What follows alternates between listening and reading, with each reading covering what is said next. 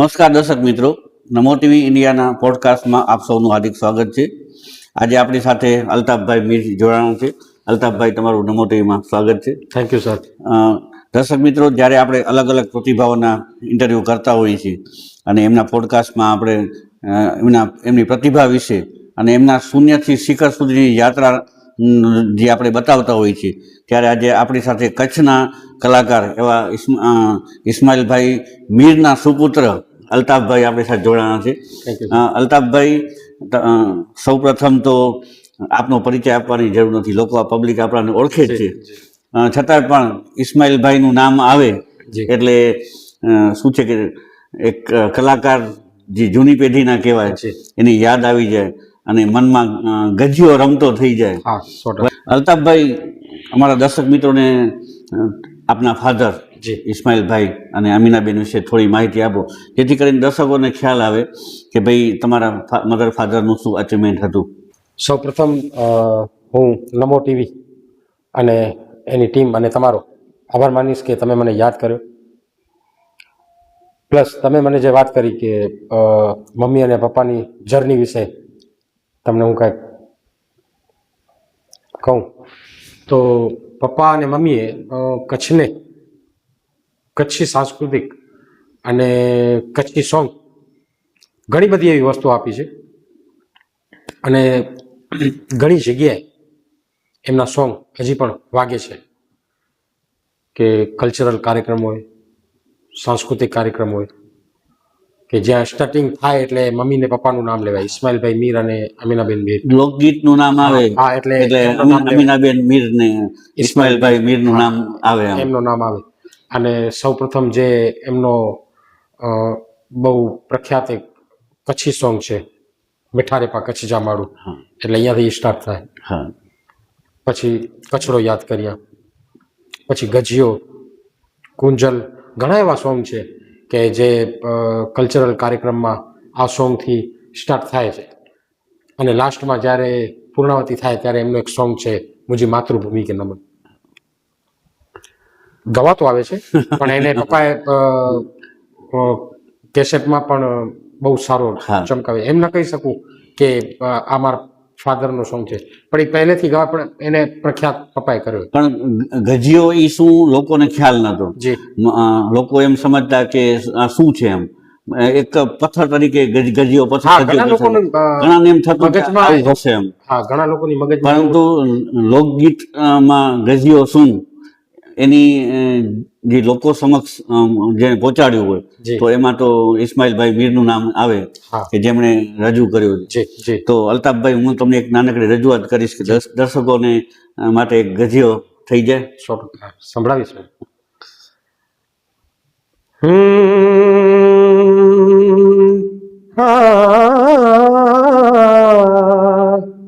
ગજિયો મુજો જોર જલાણું, ગજિયો મુજો જોર જલાણું, જાલાણે મેં જોડિયા બેણ ગજિયો તી ગાયા, બેણ ગજિયો તી ગાયા. ગજિયો મુજો જોર જલાણું, ગજિયો મુજો જોર જલાણું, જાલાણે મેં જોડિયા બેણ ગજિયો તી ગાયા, બેણ ગજિયો તી ગાયા. સવાત સોજી નથડી બેણું, સવાત સોજી નથડી બેણું, નક મેતી પાયા બેણ ગજિયો તી ગાયા, ઓ બેણ ગજિયો તી ગાયા.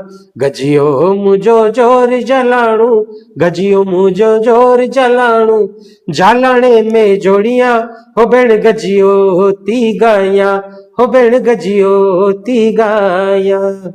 વાહ, ક્યાં વાત છે. આપણાને એમ થાય કે ખરેખર આપણે કચ્છી તરીકેનું ગૌરવ લઈ શકીએ.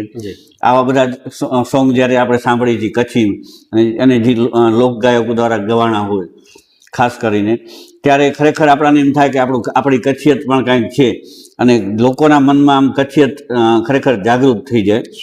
અને ઇસ્માઇલભાઈ મીરની અને અમીનાબેનની તો ઘણી બધી લોકચાહના હતી. દેશ વિદેશમાં ઘણા બધા કાર્યક્રમો કર્યા, ઘણા બધા સોંગ્સ ને બધા કર્યા.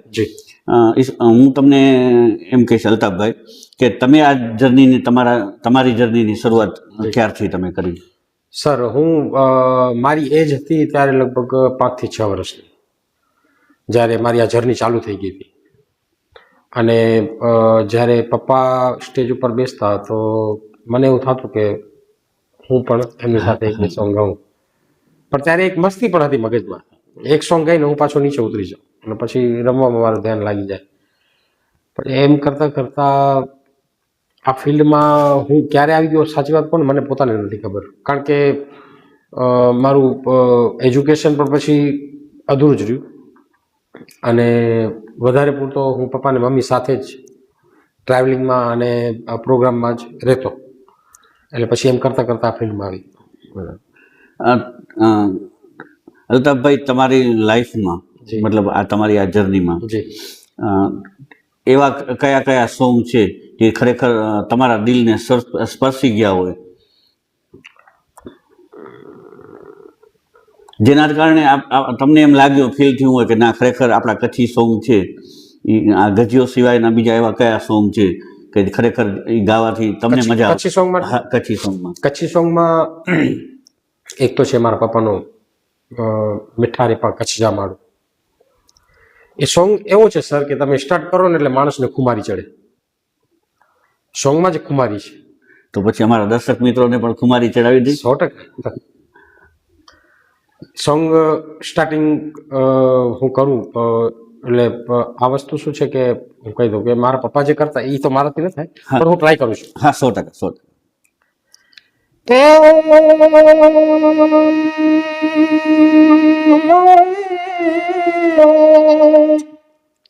શિયારે સોરઠ ભલો અને ઉનાળે ગુજરાત, વરસે તો વાગડ ભલો હે પાજો કચ્છડો બારે માસ, મીઠા રે પા કચ્છ જા માડું, એ માડું મીઠા કચ્છ જા માડું, મીઠા રે પા કચ્છ જા માડું, એ માડું મીઠા કચ્છ જા માડું. એ ધ્રુમ ડાડે જો ધીણો ધરને કચ્છ ધરણી જી ધા, દ્રંગ માથે जित में कण डाडे रण संभारे काज, मीठा रे पा वाला रे पा मीठा रे पा कच्छ જા માડું, એ માડું મીઠા કચ્છ જા માડું, હો મીઠા રે પા કચ્છ જા માડું, એ માડું મીઠા કચ્છ જા માડું. આ સોંગ એવું છે સર કે આની સાથે જો રિધમ હોય ને તો એની આખી મજા અલગ. એની આખી મજા અલગ. છતાં પણ તમે આટલું ગાયું છતાં પણ એમ થાય કે ના ખરેખર કચ્છી સોંગ છે એમ. અને જ્યારે અત્યારે તો ટેકનોલોજીનો યુગ છે ને બોલિવૂડની બોલબાલા છે, પણ એની વચ્ચે પણ આપણા ગુજરાતી સોંગ ને એની સાથે કચ્છી સોંગ જ્યારે આવતા હોય ત્યારે ખરેખર આપણા કચ્છના કચ્છીઓને પણ ગમે. અને આખા કચ્છીઓથી આખા વર્લ્ડમાં બધી જગ્યાએ છે અને દરેક જગ્યાએ જ્યાં પણ એ સાંભળે ત્યાં એ ખરેખર પોતાની માતૃભૂમિને યાદ કરે, કચ્છને યાદ કરે. ખૂબ સરસ મજા આવી. અલ્તાફભાઈ, તમે તો ઘણા બધા સ્ટેજ શો કરો છો અને આમાં તમે બોલિવૂડના સોંગ્સ ને બધું કરતા હશો, તો તમે અત્યાર સુધીમાં તમારી જર્નીમાં કેટલા બધા સોંગ કર્યા છે? કઈ કઈ જગ્યાએ તમે સ્ટેજ શો કર્યા છે? શું છે તમારી આ સ્ટેજ શોની યાત્રા? સર મારી કચ્છથી સ્ટાર્ટિંગ થઈ, પછી આઉટ ઓફ કચ્છમાં જો કહું તો મુંબઈ, દિલ્હી, બેંગ્લોર, રાજસ્થાન, મેં ઘણા એવા પ્રોગ્રામ કર્યા છે. એ પપ્પા સાથે જ કરતો. અને હાલમાં હવે તો મમ્મી પપ્પા બંને નથી આ દુનિયામાં, હું મારી રીતે પણ જોઉં છું. પણ હવે જ્યારે જોઈને જ્યારે માલિકનો હુકમ થશે ત્યારે વળી આઉટ ઓફ ઇન્ડિયા પણ કરશું.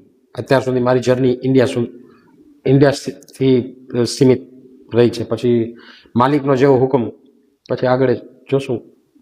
તમારા ફ્યુચર પ્લાનિંગ પણ છે? તમે ઘણા હા કે ભાઈ આગામી તમારા આલ્બમ આ તે જી રજૂ કરવાના છો જી એના માટે તો અમે નમો ટીવી દ્વારા તમને શુભેચ્છા પાઠવી જ છે. Thank you. અને જો કે એના વિશે આપણે ત્યારે ચર્ચા નહીં કરીએ જી. કેમ કે જ્યારે તમે રજૂ કરશો ત્યારે પાછું ફરી વખત આપણે જી. એની મુલાકાત લેશું. આ સિક્રેટ રાખજો ને. આ સિક્રેટ રાખશું અત્યારે. જી પરંતુ અલ્તાફભાઈ તમે જે આ શો કરો છો જી એમાં બોલિવૂડના સોંગ તમે કરો છો. ખાસ કરીને અમને એવું જાણવા મળ્યું છે કે સૂફી સોંગની ફરમાઈશ તમારી પાસે ઘણી બધી આવતી હોય છે. તો એમાંથી એકાદું સોંગ થઈ જાય. ચોક્કસ ચોક્કસ.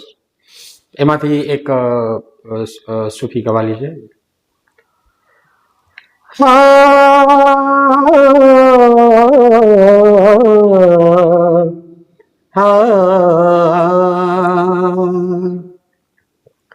लाली मेरे लाल की ओ मैं जट देखूं तितला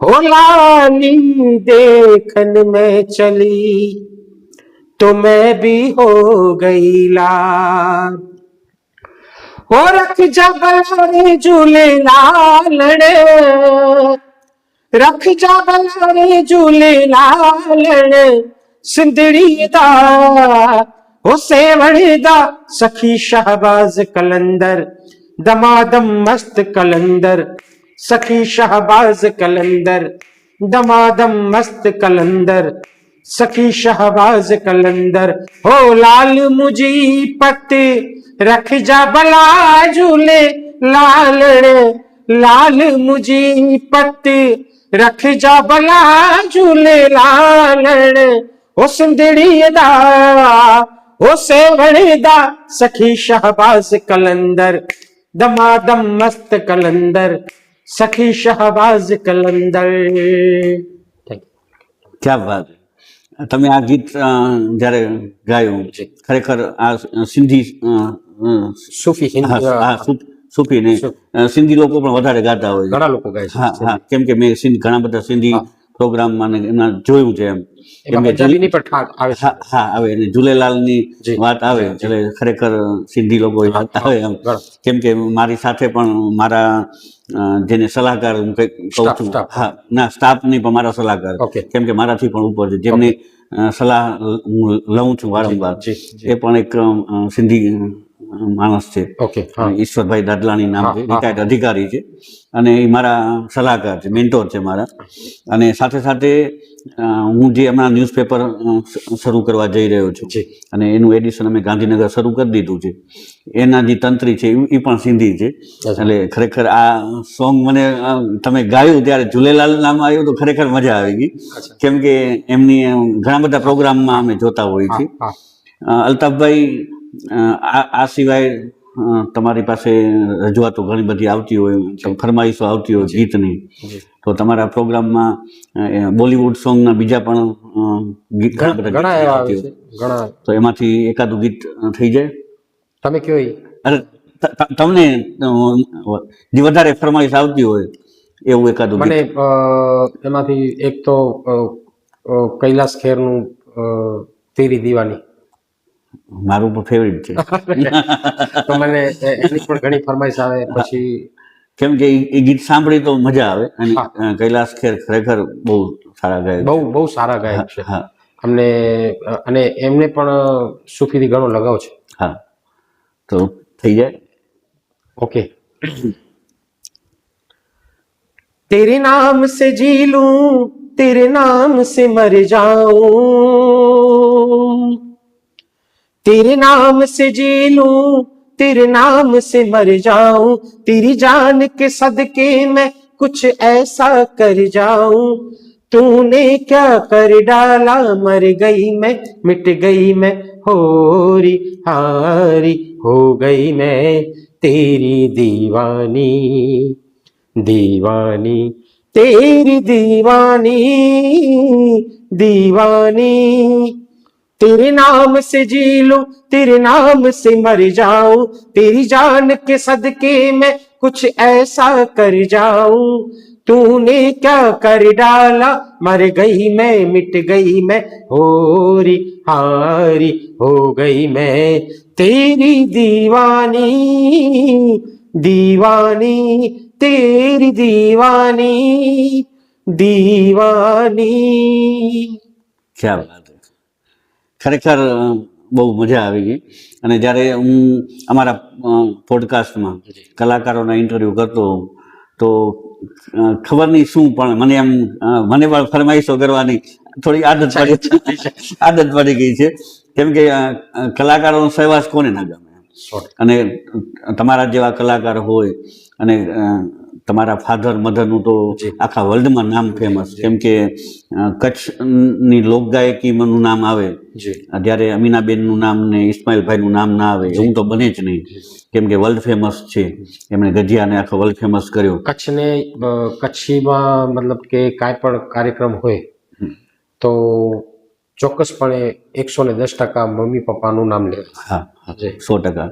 કેમ કે મેં એમના ઘણા બધા પ્રોગ્રામ જોયા છે અને મને ગમે છે. કેમ કે આપણે કચ્છના છીએ તો કચ્છને ની લોકગાયકી હોય, કચ્છના કલાકારો હોય એની સાથે આપણે લગાવ હોય એમ. બહુ સરસ તમારી સાથે મજા આવી. અને તમારા જેવા કલાકારો અમારા પોડકાસ્ટમાં આવતા રહે અને તમારા આગામી જે ફ્યુચર છે, તમારા જે પ્રોજેક્ટ છે, અત્યારે આપણે એની ચર્ચા નહીં કરીએ, સિક્રેટ રાખીએ, પણ ભગવાન તમને બહુ આગળ લાંબી સફળતા આપે અને તમારા ફાધર જેટલું જ તમારી નામના થાય એવી અપેક્ષા સાથે તમારો ખૂબ ખૂબ આભાર. Thank you.